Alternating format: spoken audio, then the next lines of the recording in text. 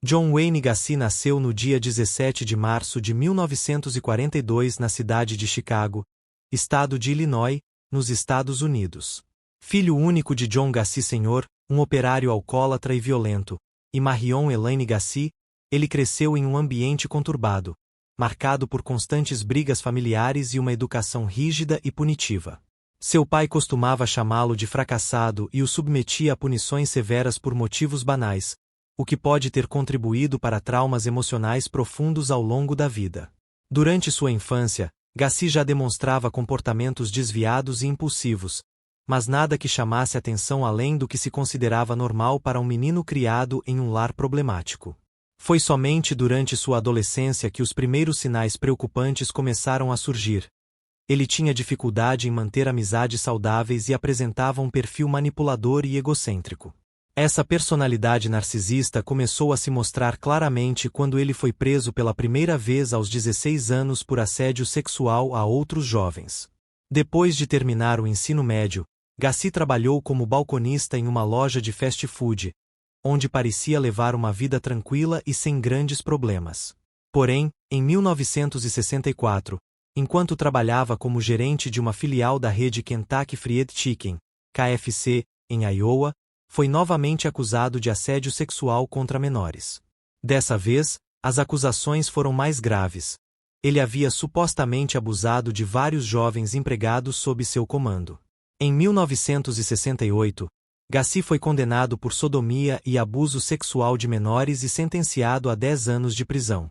Cumpriu apenas 18 meses antes de ser libertado condicionalmente, após afirmar que havia se arrependido e prometido mudar de vida. Ele se mudou para o subúrbio de Chicago, especificamente para o bairro Norwood Park, e passou a reconstruir sua imagem perante a sociedade. Chegando a Chicago, Gacy montou uma pequena empresa de construção civil e rapidamente começou a ganhar notoriedade local.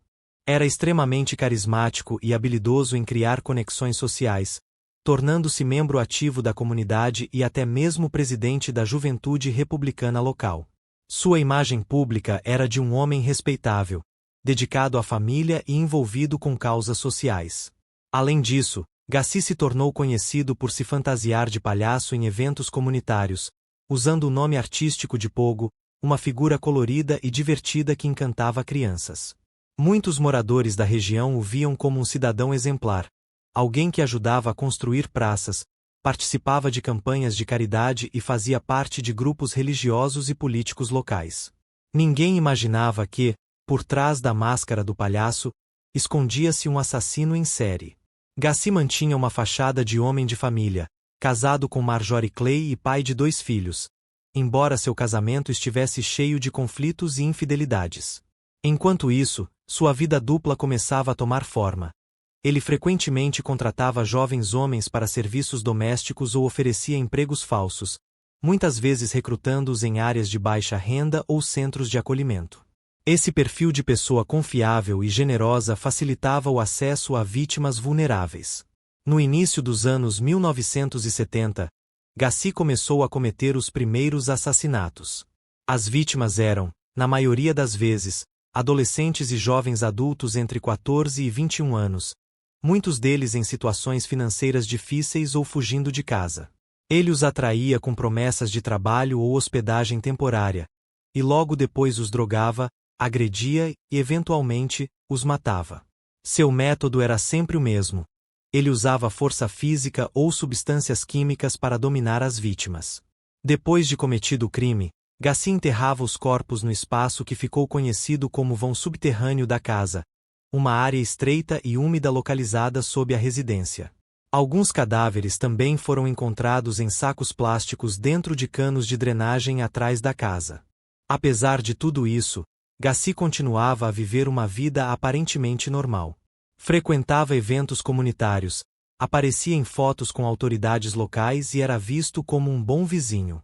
Nunca levantou suspeitas, pois sabia como esconder seus crimes e controlar a narrativa ao seu redor. O primeiro sinal real de alerta surgiu em 1978, quando várias famílias começaram a relatar o desaparecimento de filhos jovens. Muitos desses jovens tinham sido vistos pela última vez em companhia de Gacy, mas não havia provas concretas ligando-o aos sumiços. A polícia investigava, mas sem pistas claras, os casos permaneciam sem solução. Um dos desaparecimentos que chamou mais atenção foi o de Robert P.S., um farmacêutico de 18 anos que saiu de casa dizendo que iria entrevistar-se para um emprego com Gassi. Ele nunca mais voltou, e sua mãe, profundamente preocupada, procurou a polícia.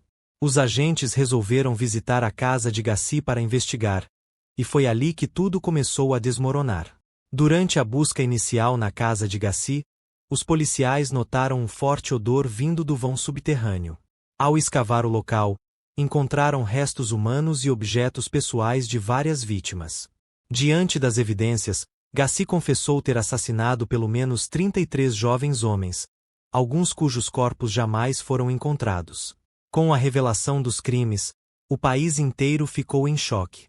Como alguém tão visível e querido pela comunidade poderia ter cometido tantos assassinatos sem ser descoberto? A história de Gassi se tornou um caso emblemático sobre a face oculta da maldade humana e a capacidade de um psicopata em enganar toda uma sociedade. A captura de John Wayne Gassi marcou o fim de uma onda de medo silencioso que durou quase uma década. Mas também iniciou uma investigação profunda sobre o sistema judiciário, a vigilância social e o perfil psicológico de criminosos em série. A investigação sobre John Wayne Gassi começou oficialmente em dezembro de 1978, após o desaparecimento de Robert P.S., um jovem de 18 anos que havia saído de casa dizendo que iria entrevistar-se para um emprego com Gassi. Sua mãe, profundamente preocupada, procurou a polícia logo no dia seguinte ao sumiço, afirmando que seu filho nunca deixaria o trabalho ou a família sem avisar. Foi essa ligação inicial entre Gassi e o desaparecimento que chamou a atenção das autoridades. No dia 21 de dezembro de 1978, 2 dias após o desaparecimento de Robert P.S., os detetives da polícia de Chicago decidiram visitar a residência de Gassi, localizada na rua 8213 West Summerdahl Avenue, no subúrbio de Norwood Park. Eles não tinham uma ordem de busca formal, mas resolveram fazer uma visita informal, alegando que estavam investigando o paradeiro do jovem. Durante esse primeiro contato, Gassi afirmou ter conhecido P.S., mas disse que ele não compareceu à entrevista agendada. Porém, algo chamou a atenção dos policiais durante aquela primeira visita: o forte odor que vinha de dentro da casa. Era um cheiro estranho, quase insuportável, e parecia vir debaixo do chão, especificamente do vão subterrâneo da residência. Apesar disso, os agentes não tinham motivos concretos para solicitar uma busca mais profunda naquele momento, então seguiram com a investigação por outros caminhos. Enquanto isso, a polícia começou a investigar o histórico de Gassi e descobriu que ele já tinha antecedentes criminais relacionados a crimes sexuais contra menores. Esse fato aumentou significativamente as suspeitas, principalmente quando começaram a surgir relatos de familiares de outros jovens desaparecidos que acreditavam que seus filhos tiveram contato com Gassi. Essas informações levaram a uma nova visita policial, dessa vez com uma ordem judicial para vistoriar a casa. Em 13 de março de 1979, os investigadores retornaram à casa de Gassi com uma equipe forense e equipamentos adequados para a escavação. O objetivo era verificar o vão subterrâneo, uma área estreita e úmida sob a residência, onde o forte odor se concentrava. Ao removerem parte do piso, os peritos encontraram os primeiros restos humanos enterrados ali. Com o início das escavações, a polícia recuperou os primeiros corpos, alguns completamente decompostos, outros ainda preservados devido às condições do solo e da umidade. Cada corpo encontrado reforçava a gravidade do caso, e a mídia rapidamente noticiou o avanço da investigação. Logo, o nome de John Wayne Gassi tornou-se sinônimo de horror e crueldade nos noticiários nacionais.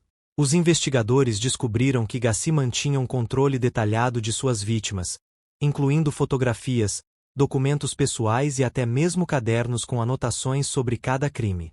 Essas provas ajudaram a identificar várias das vítimas, muitas delas jovens que haviam fugido de casa ou viviam em situação de vulnerabilidade social. O perfil das vítimas também revelou um padrão claro. Todos eram homens jovens, na maioria adolescentes ou com pouco mais de 20 anos. Além disso, A polícia encontrou objetos pessoais escondidos em diferentes partes da casa: roupas, carteiras, joias e até mesmo cartões de identidade. Alguns desses itens foram usados pelas famílias para identificar seus entes queridos desaparecidos, causando um impacto emocional devastador. Muitos pais sequer sabiam o destino de seus filhos e passaram anos buscando respostas. À medida que os corpos eram retirados do vão subterrâneo, a imprensa cobria cada movimento da operação. Imagens da casa de Gacy, com equipes forenses entrando e saindo constantemente, tornaram-se virais na época. A cidade de Chicago ficou em choque, e o país inteiro acompanhava o desenrolar do caso, considerado um dos mais brutais da história criminal americana. No total, foram encontrados 29 corpos enterrados sob a casa de Gacy. Outros 4 foram descartados em sacos plásticos dentro de canos de drenagem atrás da propriedade. Um corpo, no entanto, nunca foi encontrado, o de Robert P.S., cujo desaparecimento iniciou toda a investigação. Com tantas provas físicas e testemunhos circunstanciais, a polícia decidiu prender Gacy formalmente no dia 15 de março de 1979.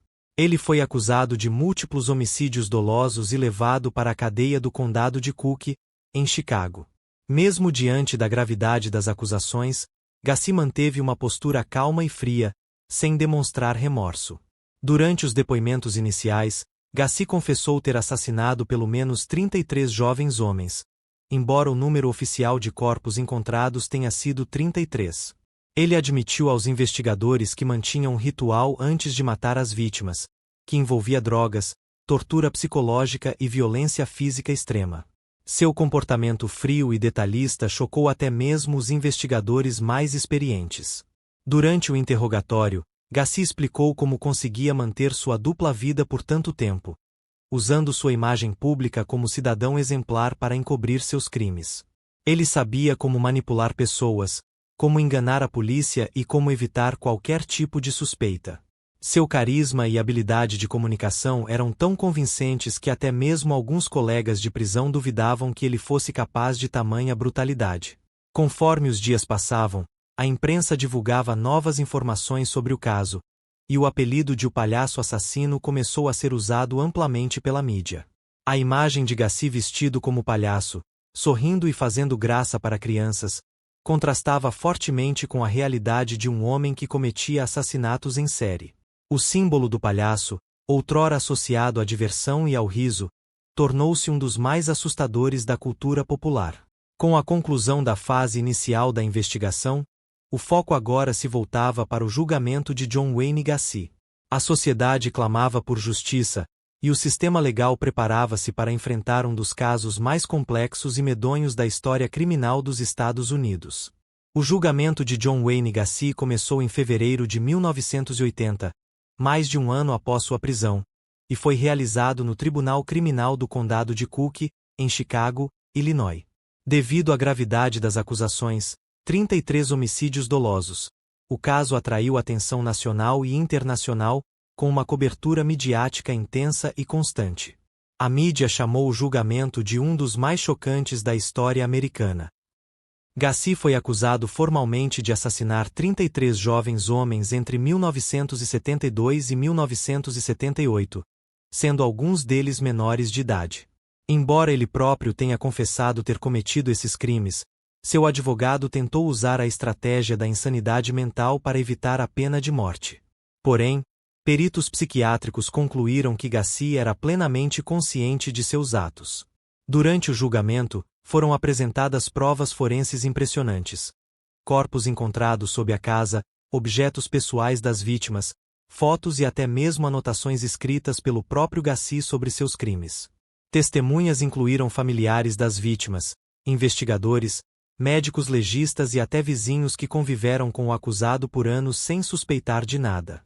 Cada depoimento reforçava a dimensão do horror vivido pelas famílias. Um dos momentos mais impactantes foi quando a mãe de Robert P.S., a última vítima conhecida de Gacy, depôs em tribunal.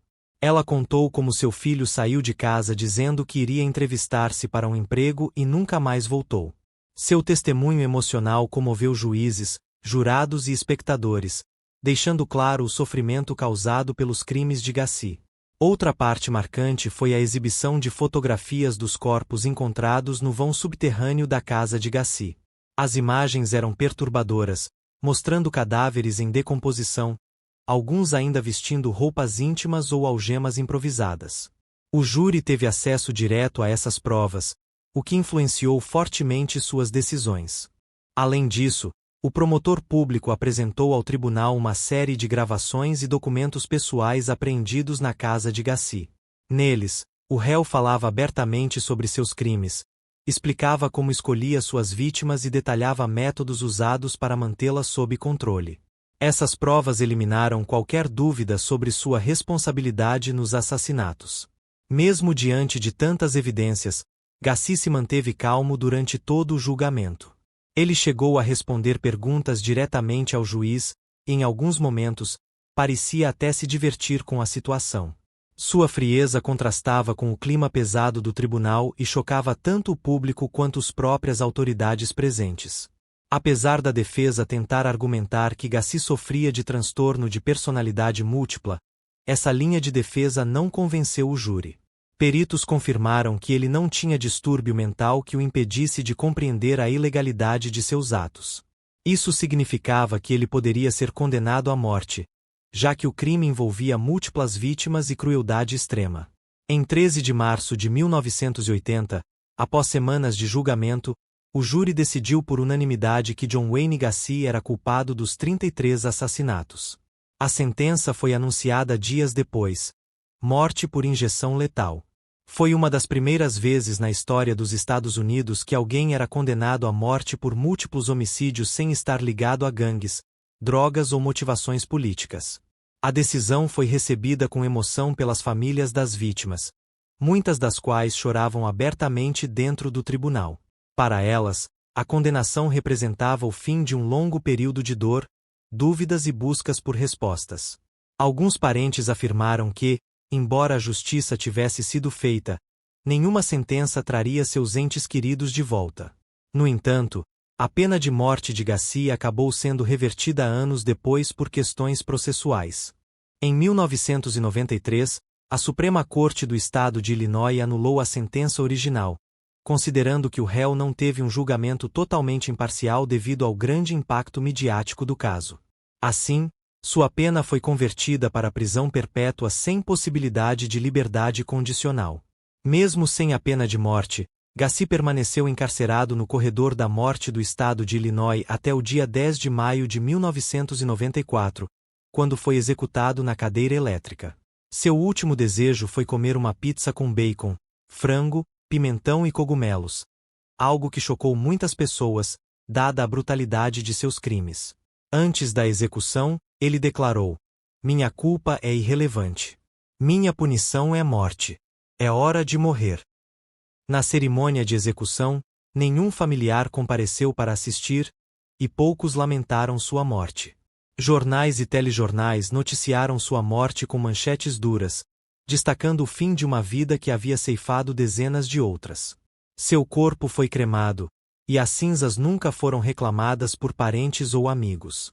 Após sua morte, o debate sobre o caso Gacy continuou forte na sociedade e em círculos acadêmicos. Especialistas em criminologia, psicologia forense e direito penal estudaram profundamente seu perfil para entender melhor a mente de um serial killer. Até hoje, ele é lembrado como um dos criminosos mais perturbadores da história americana. O julgamento de John Wayne Gacy trouxe à tona importantes reflexões sobre o sistema judiciário, a vigilância social e a capacidade de certos indivíduos em manipular a confiança pública. Mostrou também como a falta de atenção a sinais de alerta pode permitir que monstros caminhem entre nós por anos. Desde o início das investigações, especialistas tentaram entender o que motivava John Wayne Gacy a cometer tantos assassinatos. Embora ele próprio tenha dado algumas explicações durante interrogatórios, os psicólogos forenses buscavam uma análise mais profunda e objetiva de sua mente. Muitos consideram que ele apresentava características claras de psicopatia e transtorno de personalidade antissocial. Gacy foi submetido a uma série de avaliações psicológicas enquanto estava preso, incluindo testes como o MMPI, Minnesota Multiphasic Personality Inventory, usado para identificar distúrbios de personalidade.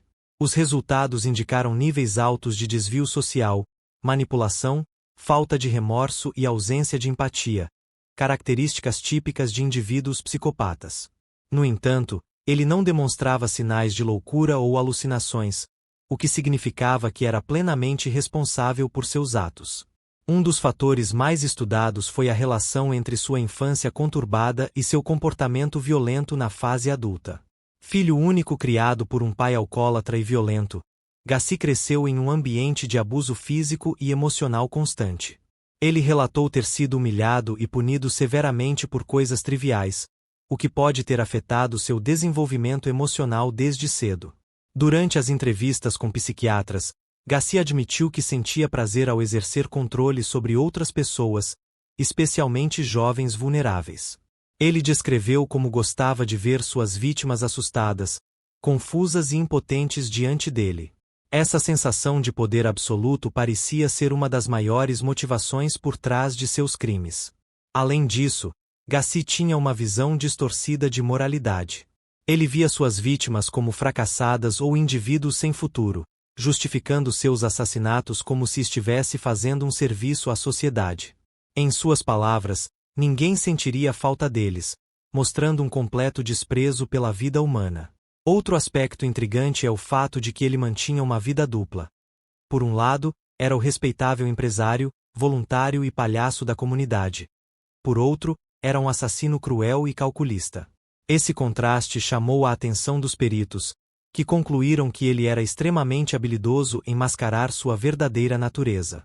Isso permitiu que continuasse cometendo crimes por anos sem levantar suspeitas.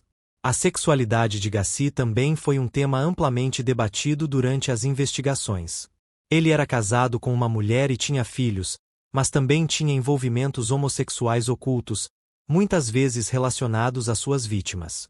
Alguns psiquiatras acreditavam que havia um componente sexual nos assassinatos, embora ele negasse ter relações sexuais com os corpos após matá-los. Durante uma conversa com investigadores, Gacy afirmou que precisava matar para manter o controle.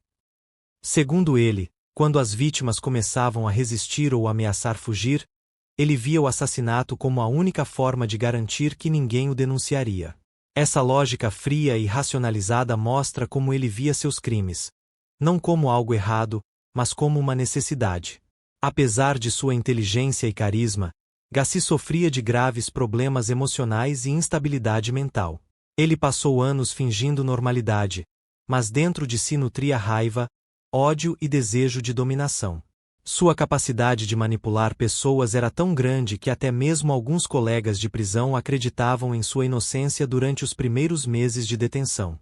Durante o julgamento, Gacy chegou a declarar que não sentia remorso algum pelos crimes cometidos. Ele disse que via as vítimas como parte de um jogo, e que não via razão para se arrepender de algo que já havia feito. Essa completa falta de consciência moral chocou até mesmo os juízes mais experientes. Estudos posteriores sugerem que Gacy tinha um padrão claro de seleção de vítimas. Jovens em situação de vulnerabilidade, muitas vezes sem apoio familiar ou redes sociais sólidas. Isso facilitava o isolamento delas e evitava que alguém percebesse rapidamente seu desaparecimento. Ele sabia exatamente quais tipos de pessoas desapareceriam sem causar grande impacto imediato. Sua habilidade de esconder os corpos sob a própria casa revela um nível de planejamento e sangue frio incomum. Ele sabia que, ao enterrar os cadáveres ali, minimizava o risco de ser descoberto. Além disso, convivia com os restos mortais de suas vítimas todos os dias, o que indica um grau extremo de desumanização e crueldade. Muitos especialistas em psicologia criminal consideram Gacy um exemplo clássico de serial killer organizado. Ele tinha um plano, escolhia cuidadosamente suas vítimas, mantinha controle sobre elas e eliminava provas com eficiência. Diferente de assassinos impulsivos, Gacy agia com frieza e precisão, o que torna seu caso ainda mais perturbador. Analisando todas essas informações, fica claro que Gacy não era apenas um criminoso comum. Ele era alguém que entendia o mal que cometia e escolheu vivê-lo plenamente. Sua mente era um campo de batalha entre a genialidade e a depravação, entre o carisma e a perversão. O caso de John Wayne Gacy teve um impacto profundo e duradouro na sociedade americana, especialmente no que diz respeito à segurança pública e ao entendimento de crimes em série. Até então, poucas pessoas imaginavam que alguém com uma imagem tão positiva poderia esconder uma vida de violência e morte. Sua dupla personalidade chocou não apenas os moradores de Chicago, mas todo o país. Um dos primeiros efeitos foi o aumento da desconfiança em relação a voluntários e figuras públicas que trabalhavam com crianças.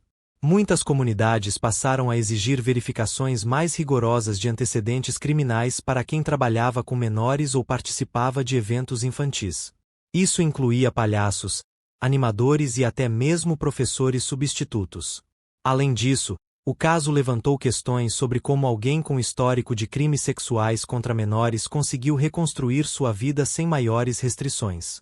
Gacy havia cumprido pena por abuso sexual antes de cometer seus assassinatos, mas nada impediu que ele se reintegrasse à sociedade com liberdade plena. Isso fez com que muitos questionassem os sistemas de condicional e reabilitação criminal. A mídia também sofreu mudanças significativas após o julgamento de Gacy. O caso foi um dos primeiros grandes exemplos de como a cobertura jornalística podia influenciar diretamente a percepção pública sobre justiça e criminalidade. Telejornais, revistas e programas policiais passaram a dedicar mais tempo a investigações profundas de crimes violentos. Com o crescimento do interesse público por casos de serial killers, surgiu uma nova onda de documentários, livros e filmes sobre o tema. Gacy tornou-se um personagem recorrente nesse tipo de produção, aparecendo em séries como Mindhunter e diversos documentários da Netflix, HBO e Discovery+. Essa popularização ajudou a manter o debate sobre psicopatia e segurança viva até hoje. Uma das maiores mudanças legais provocadas pelo caso foi a revisão das políticas de registro de criminosos sexuais nos Estados Unidos. Após a revelação de que Gacy tinha antecedentes e ainda assim pôde cometer crimes tão brutais, muitos estados endureceram as leis relacionadas a esse tipo de ofensa. Hoje, criminosos sexuais são obrigados a se registrar publicamente e enfrentam restrições severas. Além disso, o caso incentivou o desenvolvimento de técnicas mais avançadas de investigação forense, especialmente no campo da identificação de cadáveres e análise de DNA.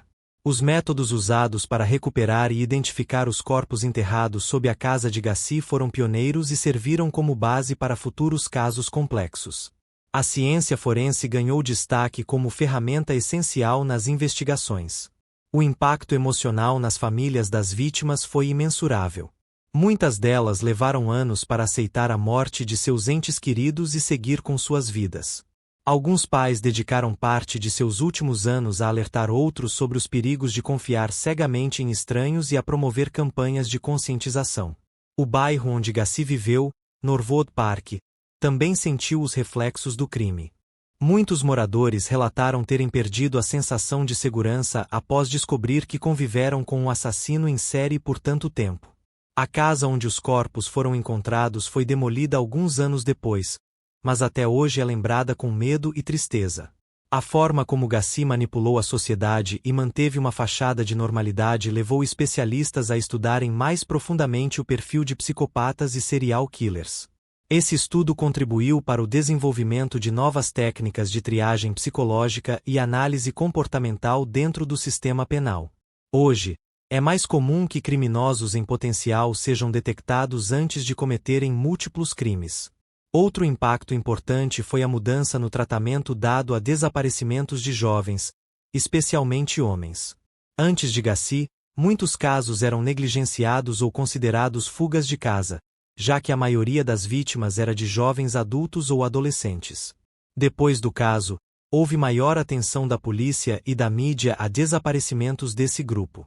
As autoridades também começaram a investir mais em treinamento de agentes para reconhecer padrões de comportamento suspeitos em indivíduos aparentemente normais.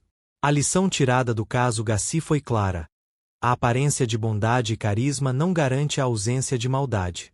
Essa ideia transformou a forma como a polícia lida com investigações de crimes ocultos. A cultura pop também absorveu o caso de maneira profunda. Filmes, peças teatrais, Quadrinhos e até jogos digitais fizeram referências ao palhaço assassino, usando sua figura para simbolizar o mal encoberto pela máscara do riso. Esse arquétipo influenciou obras como It, do escritor Stephen King, que usa um palhaço como vilão sobrenatural. Apesar de tudo isso, o caso Gacy também trouxe lições importantes sobre a necessidade de vigilância social sem paranoia. É fundamental proteger as pessoas sem perder a capacidade de confiar no próximo, algo delicado e difícil de equilibrar.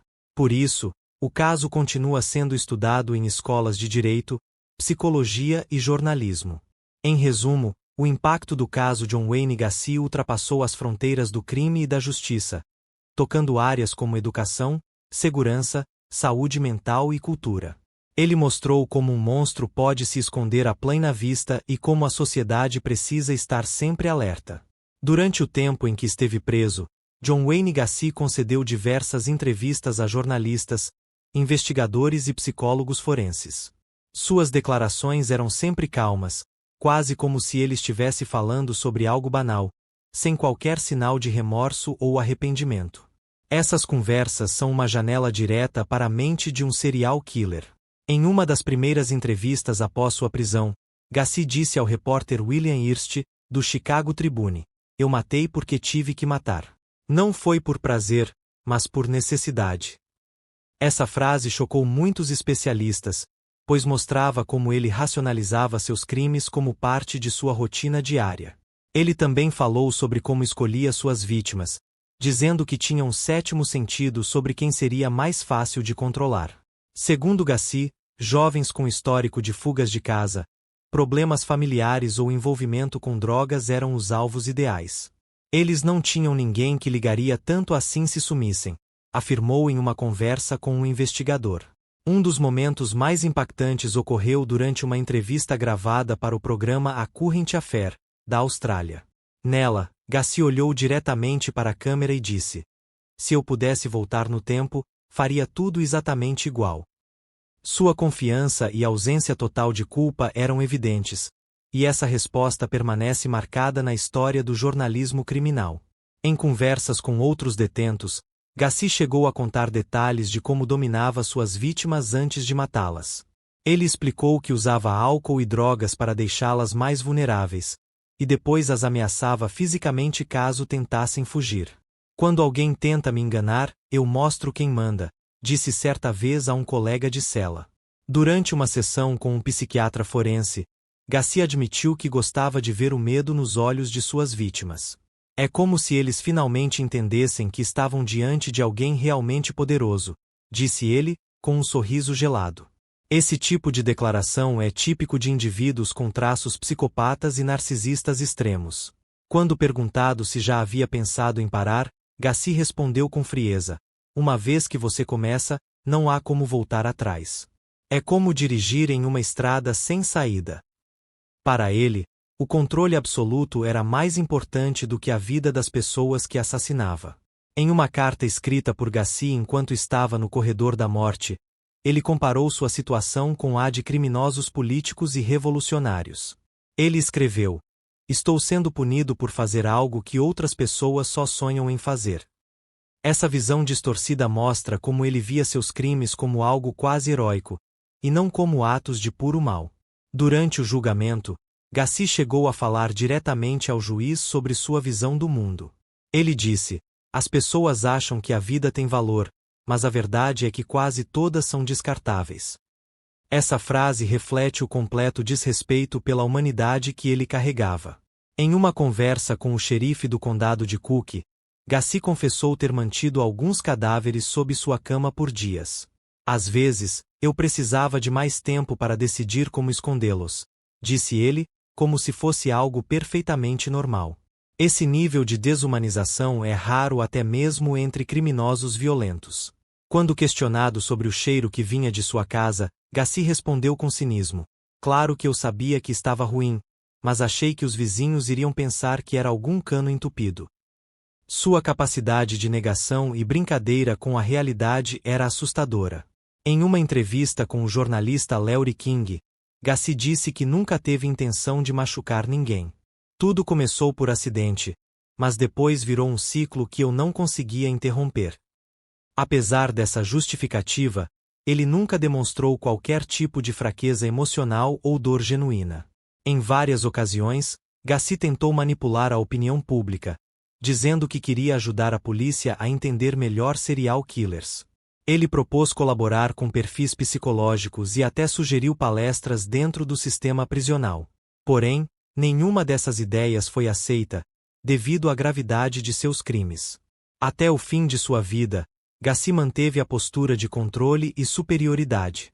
Em seu último depoimento público, dado poucas horas antes de ser executado, ele declarou: "Minha culpa é irrelevante. O que importa é que eu existi." Uma frase fria, egocêntrica e profundamente perturbadora. As palavras de Gacy continuam sendo estudadas por profissionais de psicologia, criminologia e direito penal. Elas oferecem um retrato vívido de como um homem aparentemente normal podia justificar assassinatos múltiplos com tamanha tranquilidade. O caso de John Wayne Gacy não apenas permanece na memória coletiva, mas se expandiu para a cultura popular de forma surpreendente. Sua imagem como o palhaço assassino tornou-se um símbolo poderoso de maldade oculta por trás de um rosto sorridente e colorido. Até hoje, ele é lembrado como um dos serial killers mais perturbadores da história americana. Um dos primeiros grandes impactos culturais veio com o livro The Killer Clown, de John Wayne Gacy Murders, escrito por Robert Lombardi em 1992. Este foi um dos primeiros relatos completos sobre os crimes de Gacy, baseado em entrevistas reais, documentos forenses e depoimentos de familiares das vítimas. O livro ajudou a consolidar a imagem de Gacy como um monstro mascarado pela normalidade. Em 1992, também foi lançado o filme Clownhouse, que, embora não seja diretamente baseado em Gacy, tem fortes influências de seu caso. A ideia de palhaços assustadores perseguindo crianças dentro de uma casa vazia reflete claramente o trauma deixado pelo caso real. Muitos especialistas apontam isso como um dos primeiros exemplos de como o medo do palhaço entrou no imaginário popular graças a Gacy. A década de 1990 viu o surgimento de diversos documentários sobre serial killers, e Gacy foi frequentemente retratado em programas como Unsolved Mysteries e America's Most Wanted. Essas produções ajudaram a espalhar ainda mais sua história, transformando-o em um nome familiar em qualquer conversa sobre crimes em série. Suas fotos e declarações viraram imagens icônicas de horror. No ano 2000, o cineasta Alex Tchepol lançou o filme Gacy, estrelado por William Katt no papel principal. O longa retrata com fidelidade os anos finais da vida de Gacy, incluindo suas entrevistas, julgamento e prisão. Apesar de ter recebido críticas mistas, o filme trouxe novamente o caso à tona e atraiu novas gerações de espectadores. Em 2010, o canal Biography Channel, AAE, dedicou um episódio completo ao caso de Gacy, intitulado Inside the Mind of a Killer Clown. O documentário contou com depoimentos de investigadores, familiares das vítimas e psiquiatras que trabalharam no caso. Foi uma das produções mais completas sobre o perfil psicológico do assassino. A famosa série da Netflix Mindhunter, criada por David Fincher, inclui referências indiretas a Gacy, especialmente nas conversas com outros serial killers. Embora ele não apareça fisicamente, o perfil de criminosos que manipulam as pessoas com carisma e inteligência foi fortemente inspirado em casos como o dele. A série trouxe de volta o interesse público por perfis psicopatas. Além disso, o nome de Gacy aparece em várias outras produções, como o documentário Evil Lives Here, o programa Snapped e até mesmo em episódios de Law & Order, SVU, onde o tema de palhaços assassinos foi abordado. Ele se tornou quase uma categoria própria no universo criminal, o palhaço que mata. Sua figura também inspirou artistas plásticos e escritores, que usaram sua imagem em obras que discutem o mal, a máscara social e a dualidade humana. Exposições de arte contemporânea em Nova York e Chicago já exibiram retratos e esculturas com referências diretas ao caso Gacy. Para muitos, ele simboliza o perigo de confiar na aparência externa. Um dos aspectos mais interessantes do legado cultural de Gacy é a forma como ele influenciou o gênero de terror. Filmes como It, de Stephen King, e Terrifier, com o vilão Art the Clown, tem raízes claras no medo gerado pelo caso real. A ideia de um palhaço com uma mente perversa se tornou um arquétipo usado repetidamente na ficção. Quadrinhos e graphic novels também incorporaram elementos do caso de Gacy em histórias fictícias. Editoras independentes e de terror começaram a explorar temas como palhaços assassinos, identidades duplas e crimes escondidos sob a fachada de bondade. Muitos autores citam Gacy como fonte de inspiração para seus personagens mais sombrios. Na música, bandas de rock e metal, especialmente aquelas com temas sombrios, também fizeram referências ao caso. Grupos como Slayer, Rob Zombie e Cannibal Corpse mencionaram Gacy ou usaram imagens de palhaços em letras e capas de álbuns. Isso mostra como o caso transcendeu a mídia tradicional e chegou até movimentos culturais alternativos. Jogos digitais também absorveram a influência do caso. Títulos como Five Nights at Freddy's e Dead by Daylight usam figuras de palhaços e animatrônicos ameaçadores, que remetem diretamente ao trauma causado por Gacy. O jogo The Evil Within também faz uso de máscaras e personalidades múltiplas, temas centrais na mente do assassino. Apesar de sua popularização na cultura pop, muitos familiares das vítimas criticaram essa exploração midiática. Para eles, Gacy não deveria ser glorificado ou transformado em personagem de entretenimento, mas sim lembrado como um criminoso que ceifou vidas. Alguns pediram que documentários parassem de dar voz a ele, concentrando-se apenas nas vítimas. Porém, o interesse público por criminosos em série continuou forte. Mesmo após sua execução em 1994, cartas e documentos pessoais de Gacy continuaram a surgir, vendidos por leilões ou publicados em livros e documentários. A indústria do crime verdadeiro, true crime, tornou-se uma fonte constante de renda para editoras, canais de TV e plataformas digitais. Gacy, mesmo morto, continuava lucrativo. A maneira como Gacy lidou com a mídia é hoje estudada em escolas de comunicação e psicologia criminal como um exemplo clássico de manipulação de narrativas. Ele entendeu cedo que a atenção pública podia ser uma arma tão poderosa quanto a violência física. E soube usá-la com maestria até o último dia de sua vida. Ao final de sua trajetória, Gacy conseguiu algo raro. Mesmo condenado, executado e esquecido por amigos e família, ele permaneceu como figura central na cultura pop. Sua habilidade de controlar a narrativa, mesmo sob as circunstâncias mais adversas, mostrou o quão inteligente e perigoso ele era. Ao final de sua trajetória, Gacy conseguiu algo raro. Mesmo condenado, executado e esquecido por amigos e família, ele permaneceu como figura central na cultura pop. Sua habilidade de controlar a narrativa, mesmo sob as circunstâncias mais adversas, mostrou o quão inteligente e perigoso ele era. Durante o tempo em que esteve preso, John Wayne Gacy concedeu diversas entrevistas a jornalistas, investigadores e psicólogos forenses. Suas declarações eram sempre calmas, quase como se ele estivesse falando sobre algo banal, sem qualquer sinal de remorso ou arrependimento. Essas conversas são uma janela direta para a mente de um serial killer. Em uma das primeiras entrevistas após sua prisão, Gacy disse ao repórter William Hearst, do Chicago Tribune: "Eu matei porque tive que matar. Não foi por prazer, mas por necessidade."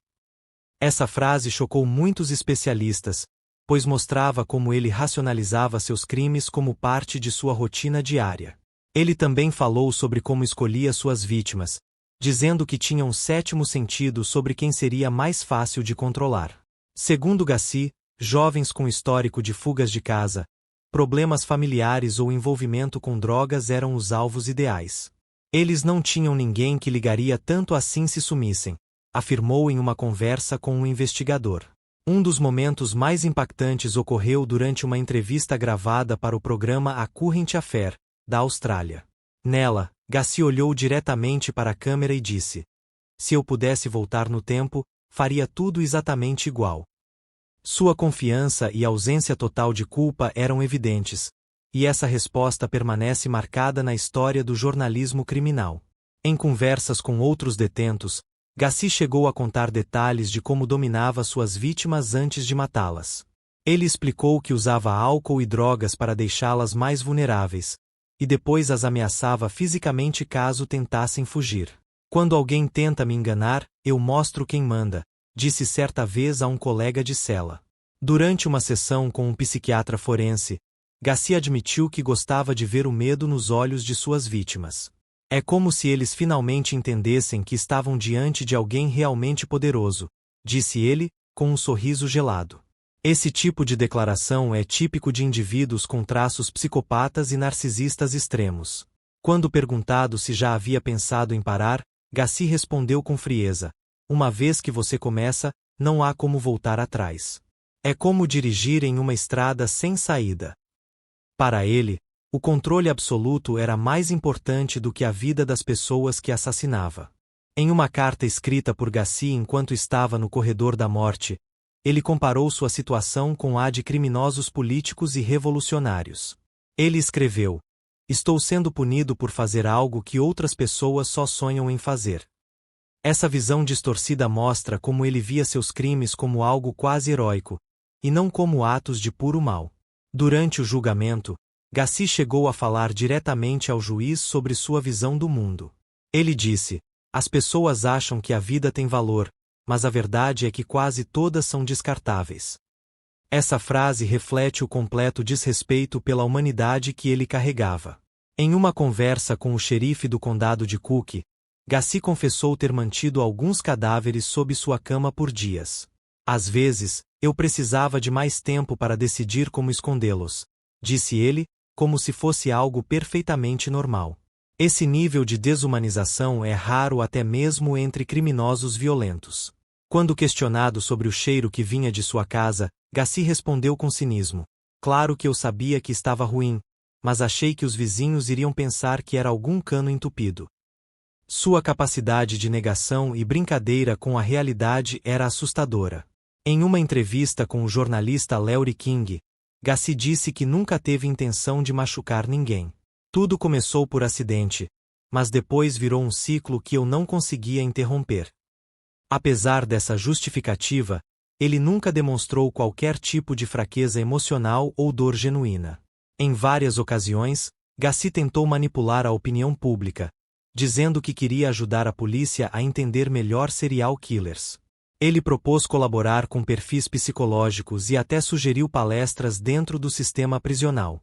Porém, nenhuma dessas ideias foi aceita, devido à gravidade de seus crimes.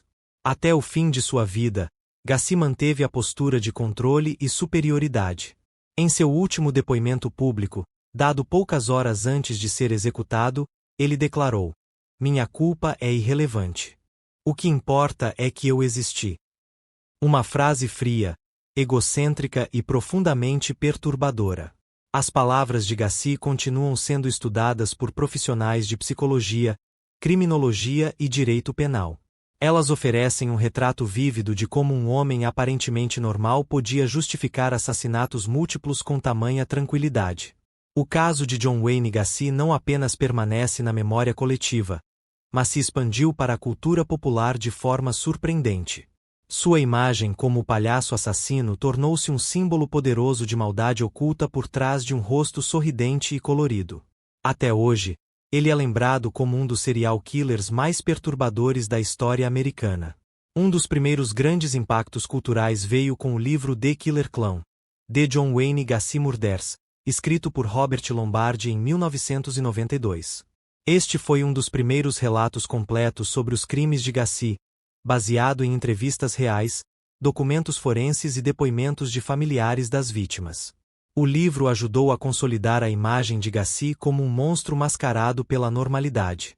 Em 1992, também foi lançado o filme Clownhouse, que, embora não seja diretamente baseado em Gacy, tem fortes influências de seu caso. A ideia de palhaços assustadores perseguindo crianças dentro de uma casa vazia reflete claramente o trauma deixado pelo caso real. Muitos especialistas apontam isso como um dos primeiros exemplos de como o medo do palhaço entrou no imaginário popular graças a Gacy. A década de 1990 viu o surgimento de diversos documentários sobre serial killers, e Gacy foi frequentemente retratado em programas como Unsolved Mysteries e America's Most Wanted. Essas produções ajudaram a espalhar ainda mais sua história, transformando-o em um nome familiar em qualquer conversa sobre crimes em série. Suas fotos e declarações viraram imagens icônicas de horror.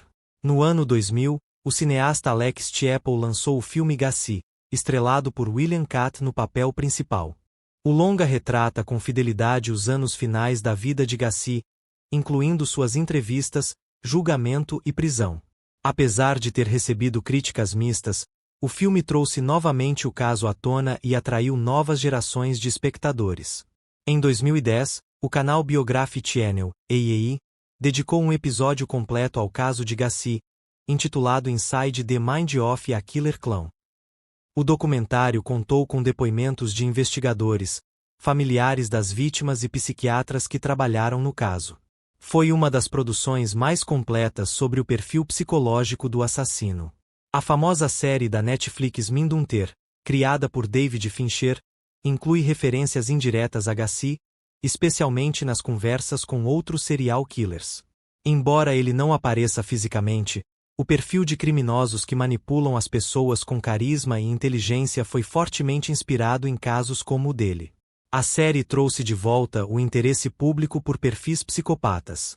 Além disso, o nome de Gacy aparece em várias outras produções, como o documentário Evil Lives Here, o programa Snapped e até mesmo em episódios de Law & Order, SVU, onde o tema de palhaços assassinos foi abordado. Ele se tornou quase uma categoria própria no universo criminal, o palhaço que mata. Sua figura também inspirou artistas plásticos e escritores, que usaram sua imagem em obras que discutem o mal, a máscara social e a dualidade humana.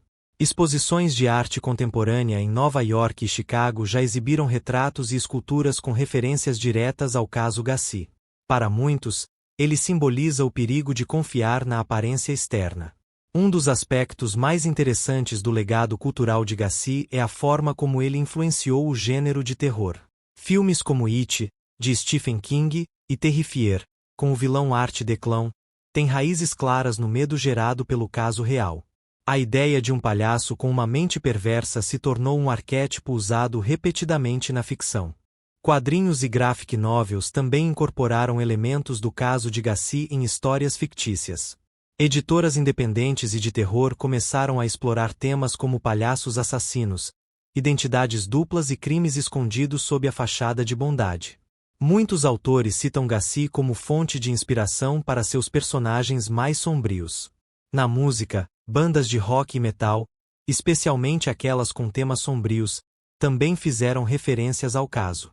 Grupos como Slayer, Rob Zombie e Cannibal Corpse mencionaram Gacy ou usaram imagens de palhaços em letras e capas de álbuns. Isso mostra como o caso transcendeu a mídia tradicional e chegou até movimentos culturais alternativos. Jogos digitais também absorveram a influência do caso. Títulos como Five Nights at Freddy's e Dead by Daylight usam figuras de palhaços e animatrônicos ameaçadores, que remetem diretamente ao trauma causado por Gacy.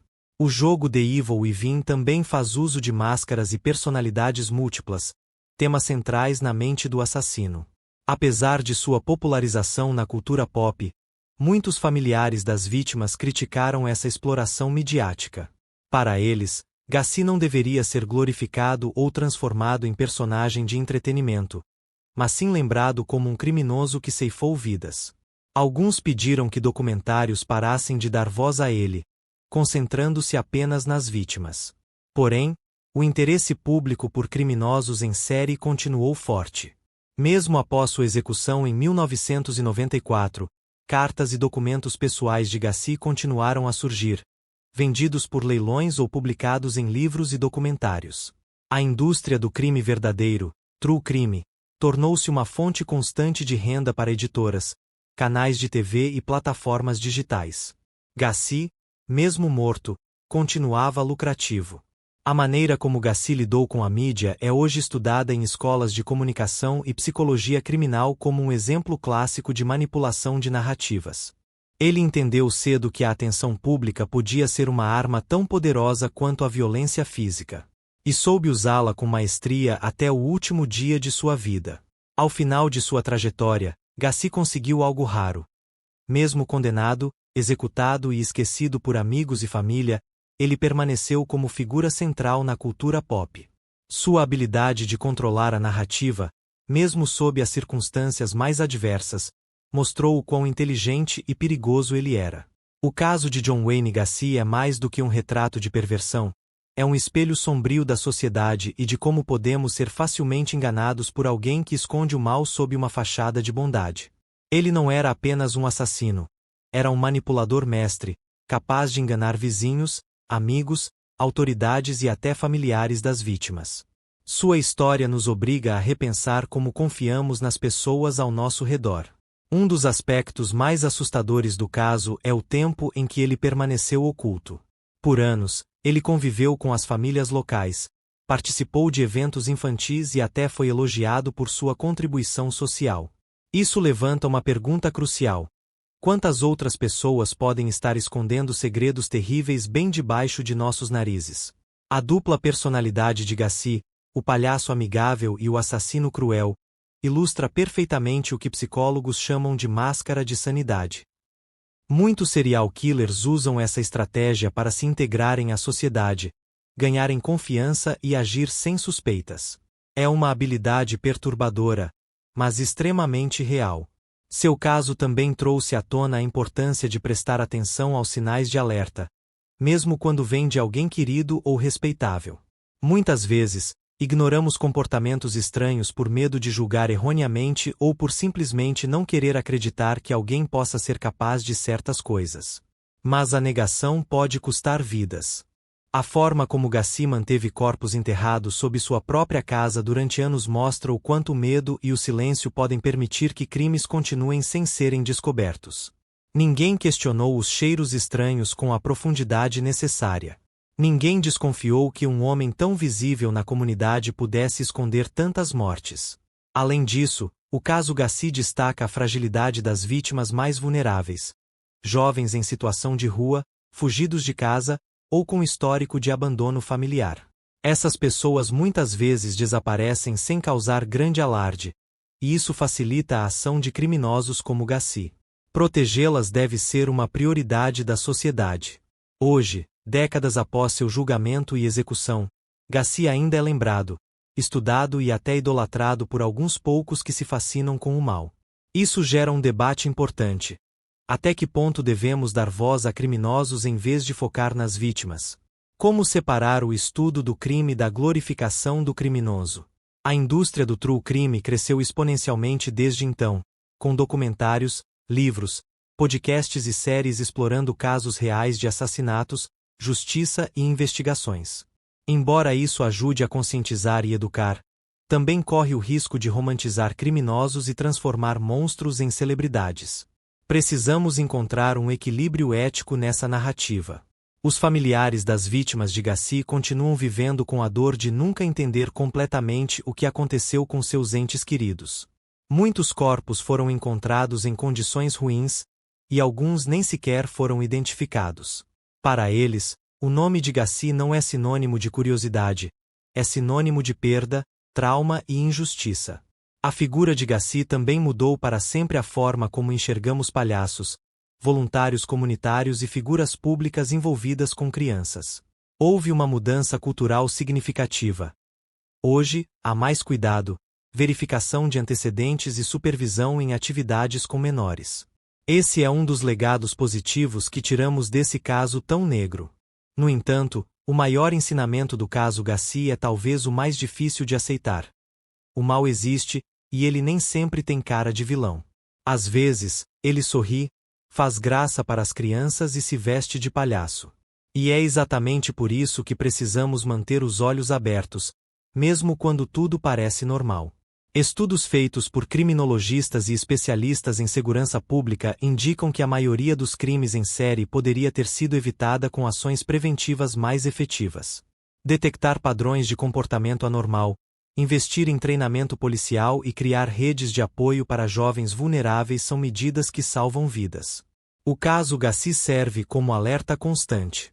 Em última instância, Gacy representa o lado mais obscuro da natureza humana.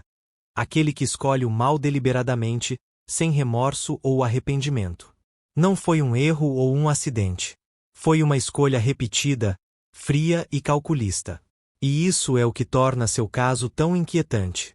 Ao encerrar esta série, é fundamental lembrar: por trás de cada número, de cada corpo encontrado e de cada depoimento, existiram vidas reais. Jovens que tinham sonhos, famílias que choraram e histórias que merecem ser lembradas com respeito e dignidade. Que o nome de Gassi sirva como aviso, e não como inspiração. Se você chegou até aqui, espero que tenha entendido a gravidade do que aconteceu e como esse caso continua relevante até os dias de hoje. Se gostou deste conteúdo, não esquece de curtir, compartilhar e se inscrever no canal para receber mais vídeos como este.